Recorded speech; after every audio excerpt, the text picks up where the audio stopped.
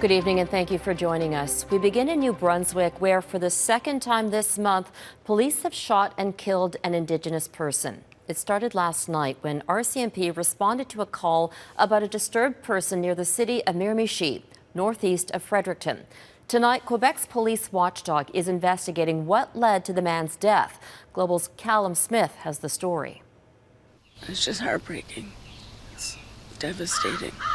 Family members are searching for answers after New Brunswick RCMP fatally shot an Indigenous man Friday night. Police say they were called to this home in the community of Boom Road, about half hour from Miramichi, for a report of an unwanted person. When members arrived on scene, they were confronted by a man who had knives and lunged at the members. Energy weapon was deployed, and it was unsuccessful, and an RCMP member discharged a firearm. 48-year-old Rodney Levi was taken to hospital where he later died. The family says he had mental health and drug addiction concerns with crystal meth, but wasn't able to get treatment. If he would have got the help that he needed, maybe we wouldn't be here today, you know. We wouldn't be here today. We wouldn't be here today. Rodney would have been scared because he thought the police were really wanting to kill him. He told several people that day, the police are going to kill me, which was that's not what was happening. His drug-induced psychosis, that's what he thought and felt and 100% believed. Family says he was going to visit a local pastor to help him heal, but that someone at the home who might not have known him may have called the police. Levi's niece says he loved her kids and was a pleasure to be around. It's a sin because he's the most beautiful person you could ever meet. He was so kind, gentle. He just loved everybody. He was the most generous human being I've ever met. But the second fatal police-involved shooting of an Indigenous person in New Brunswick in the last 2 weeks is a pain this family can't comprehend, leaving them searching for answers as Quebec's police watchdog investigates RCMP's actions. Callum Smith, Global News. The government in New Brunswick has launched a coroner's inquest into the death of Chantel Moore. The Indigenous woman was shot and killed by police in New Brunswick, who were asked to check in on her well-being.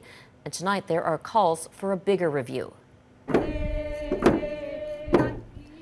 Hundreds of people, including her family, gathered for healing marches today, demanding a full public inquiry into the province's policing and justice system.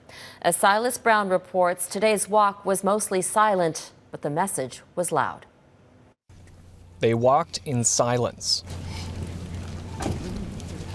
through the streets of the Madawaska-Maliseet First Nation into Edmundston, slowly to try and heal the pain caused by loss. It's almost as if our ancestors from below that we've buried were lifting us up to tell us not to give up, and that's what was going through my mind. At the head, Martha Martin, whose daughter Chantel Moore was shot and killed by Edmundston police during a wellness check on June 4th. We shouldn't have to be afraid of having that wellness call. You know, the message today is, we're going to come together as one, and that's really important. Martin was joined by a dozen family members who came from British Columbia for Moore's funeral. The walk ended in Edmundston's town square, where family spoke to the crowd. We've been hurt many times. How can we ever trust any police force? Why should we even answer the door for a wellness check? How in the hell did that happen? Moore leaves behind a young daughter. Her great-aunt Nora Martin spoke at the end of the walk about how Indigenous children shouldn't have to grow up without mothers. Yesterday we were invited to the Toby community. And on our way there, she kept talking about her mother. And she said, I don't want to die like my mother. In the wake of Moore's death, calls for an inquiry into systemic racism in New Brunswick have grown louder. But Saturday's walk was about healing and to allow the family a chance to cry once again for justice for their daughter. Silas Brown, Global News, Edmundston, New Brunswick.